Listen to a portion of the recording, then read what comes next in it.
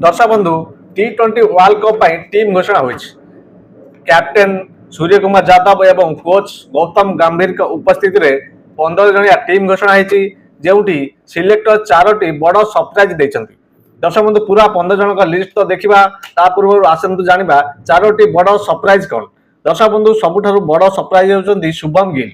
दर्शक बंधु जो भाव शुभम गिल को अणा जाइतिला इनफ्रंट बैट्समैन संजू सैमसन के जगह तांकू डायरेक्ट अणा जाइतिला एवं वाइस कैप्टेन मध्ये कर दिया जाइतिला।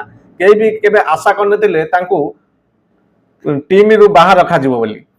शुभम गिल को एबे T20 वर्ल्ड कप स्क्वाड रे रखा जाय नाही। से बोली सेकंड होचंती ईशान किशन। दर्शक बंधु दीर्घ 2 वर्ष पर पुणी थरे टीम को फेरिचंती Ishan Kishan.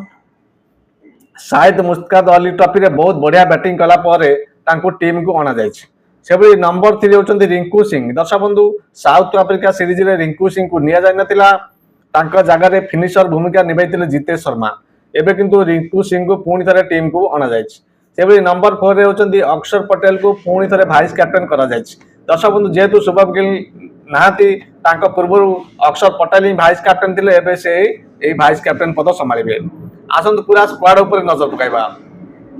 Captain होचंती Surya Kumar Yadav, vice captain अक्षर पटेल। से बैट्समैन मान नजर पकाइबा तो अभिषेक शर्मा, तिलक वर्मा एवं रिंकू सिंह। से विकेट कीपर ऊपर नजर पकाइबा तो संजू सैमसन एवं ईशान किशन। से ऑलराउंडर ऊपर नजर पकाइबा तो हार्दिक पांड्या, शिवम दुबे एवं वाशिंगटन सुंदर। बॉलर मान ऊपर नजर पकाइबा तो पेस बॉलर ऊपर नजर पकाइबा तो जसप्रीत बुमराह, अर्शदीप सिंह एवं हर्षित राणा। से स्पिन बॉलर ऊपर नजर पकाइबा तो कुलदीप यादव एवं वरुण चक्रवर्ती नजर आसुचंती। दर्शक बंधु यही T20 रो स्क्वाड आपन को केमिति लागुची कमेंट बॉक्स निश्चिंत जणाइबे।